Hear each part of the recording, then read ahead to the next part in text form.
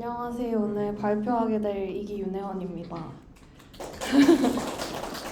근데 제가 한 몇 분 전에 이거를 다 날렸어요. 대본이랑 같이. 그래서 급하게 만들었는데 좀 부족해도 양해해 주시길 바라겠습니다. 그래서 저는 딥시크에 대한 얘기를 준비를 했는데 일단 요즘 너무 이슈잖아요. 그래서 왜 이슈인지 먼저 보려고 하는데 제일 많이 나오는 키워드가 일단 가성비인데 600만 달러로 5원이랑 비슷한 성능을 냈다. 이런 얘기가 제일 많고 그리고 미국이 반도체 수출 규제를 하고 있는데 저사양 GPU로도 개발에 성공했다. 이런 것부터 시작해서 이제 심지어 서비스 제공할 때는 화웨이 GPU를 사용해가지고 하고 있다. 그리고 이 모든 게 오픈소스다. 이런 점들이 제일 이슈로 다가오고 있는 것 같습니다. 그래서 먼저 COT에 대한 얘기를 하려고 하는데 COT라는 게 Chain of Thought인데 이 첫 번째 왼쪽을 보시면은 이게 GPT-4고 오른쪽이 O1이에요. 그래서 이 왼쪽을 보시면 생각을 안 하고 그냥 주르륵 얘기하는 거를 볼 수 있는데 오른쪽을 보면 그래도 이게 너무 쉬운 문제긴 하지만 1초 동안 생각을 하고 말을 한 거를 볼 수 있죠. 이런 리즈닝 과정을 거치는 게 체인 오브 소트인데 이런 과정이 좀 성능을 많이 높여준다라고 해서 이거에 대한 방법론들이 많이 나왔는데 이 중에서 강화학습을 비롯해서 여러 방법을 사용해 본 게 딥시크 아런 제로 모델이랑 아런 모델입니다.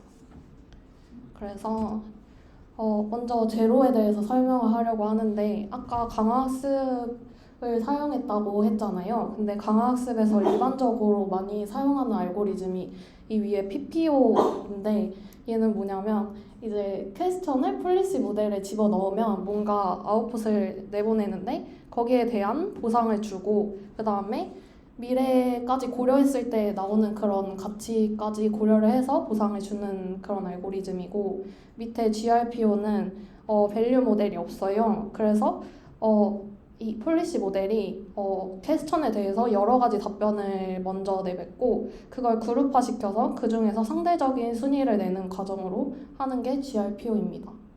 근데 여기서 이제 위에는 밸류 모델을 학습을 시켜야 되기 때문에 좀 리소스가 많이 들어가는데 GRPO는 그거에 비해서 좀 효율적으로 학습을 시켰다. 이런 얘기를 논문에서 하고 있습니다. 그래서 제가 수식을 싫어하는데 간단하게 말씀을 드리자면 일단 저 초록색 부분은 폴리시 레이시오 텀이라고 해서 이전 정책 모델에서 내보낸 아웃풋이랑 그 다음에 현재 모델의 아웃풋이랑 비율을 보여주는 거고 그리고 파란 색깔 부분은 클리핑 텀이라고 해서 어떤 범위를 정해서 학습이 너무 최적화되지 않게 해주는 역할을 하고 저 주황색 부분도 거의 비슷한데 기준 모델이랑 현재 모델 간의 차이가 너무 크면은 페널티를 주는 그런 텀이라고 할 수 있습니다. 그래서 리워드 모델에 대한 설명도 하려고 하는데 다 룰 베이스드예요. 그래서 정확도랑 그 다음에 여기서 원하는 포맷이 있어서 그 포맷에 맞게 think 태그랑 answer 태그를 지켜서 출력을 하도록 유도를 하고 있는 걸 알 수 있습니다. 그래서 어쨌든 결과가 좋게 나왔다는 얘기를 하고 있는데 여기서 말하는 게 트레이닝을 오래 할수록 성능도 좋아지고 답변도 길어지는데 이 답변이 길어진다는 게 뭐냐면 사실은 생각을 엄청 오래 하는 거다라고 말하고 있습니다. 그리고 여기서 좀 재밌는 점이 이 아하 모먼트인데 이게 뭐냐면 그냥 주르륵 답변을 계속해서 하는 게 아니고 중간에 아하 하는 모먼트가 있는 거예요. 그래서 여기서부터는 이렇게 해야겠다라고 깨닫던지 아니면 위에 올라가가지고 더 좋은 그런 부분을 가져오겠다라고 생각하는 부분이 모먼트입니다.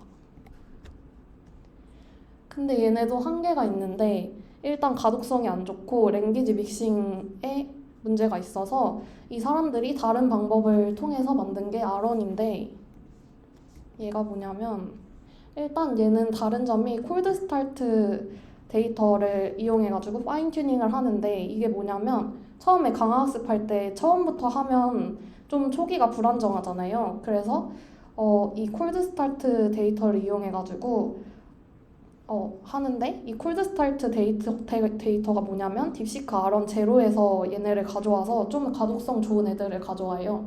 그 다음에 사람들이 그거를 후처리해서 V3 베이스 모델에 SFT 하는 겁니다. 그래서 이렇게 파인 튜닝을 먼저 시키고 그 다음 다시 아래를 하는데 여기서 아까랑 똑같은데 랭귀지 컨시스턴시 리워드를 사용해서 아까 문제가 랭귀지 믹싱 문제가 있다고 했잖아요. 이런 부분을 좀 완화시켜주는 역할을 합니다. 그리고 다음에 다시 SFT를 하는데 지금까지 앞에 두 개가 약간 리즈닝을 위한 그런 과정이었다면 얘는 처음에 이 스테이지 2 모델에서 리즈닝 데이터를 가져와요. 근데 이때 아까 룰 베이스드 리워드를 사용했다고 했는데 이게 가독성이 좀 안 좋다고 했었잖아요. 그래서 또 다른 에디셔널 리즈닝 데이터를 사용을 하는데 여기서는 리워드 모델을 V3로 해가지고 이 두 개를 샘플링해서 사용하고 그리고 얘네가 좀 제너럴한 태스크도 잘 하면 좋겠어서 좀 간단한 번역이라든지 뭐 QA라든지 이런 논 리즈닝 데이터까지 해서 SFT를 진행합니다. 그다음 마지막으로 다시 강화학습을 하는데 이때도 똑같이 하는데 리즈닝 데이터랑 논 리즈닝 데이터를 따로 하고 이때 논 리즈닝 데이터에서는 뉴럴 리워드 모델을 사용한다는 점이 차이점입니다. 근데 이제 여기서 최종적인 서머리만 평가해서 좀 추론 과정에 대해서 간섭을 덜 하도록 하기도 하고 그 다음에 편향을 줄여주도록 해서 좀 사람들이 제너럴한 부분도 잘할 수 있게 그렇게 하는 것 같습니다. 그래서 뭐 다 잘 된다는 내용이고요.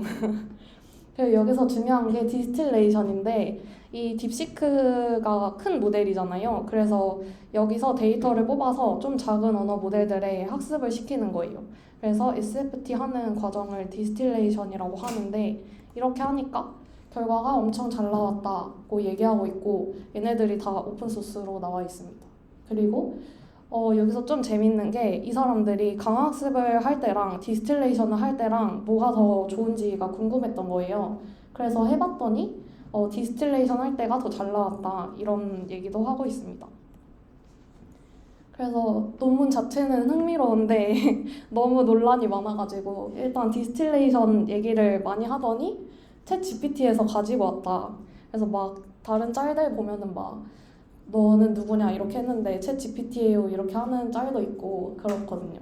그래서 그런 점도 좀 문제고 그 600만 달러라는 게 여기 저 네모에 있는 부분이 저 V3 그 페이퍼에서 나온 내용이거든요. 그래서 좀 와전돼서 전해져서 사실은 돈이 더 많이 들었을 거다 이런 얘기도 하고 그리고 너무 많은 정보를 수집한다고 해서 결국 한국에서는 다운로드 제한 엔딩이 됐습니다.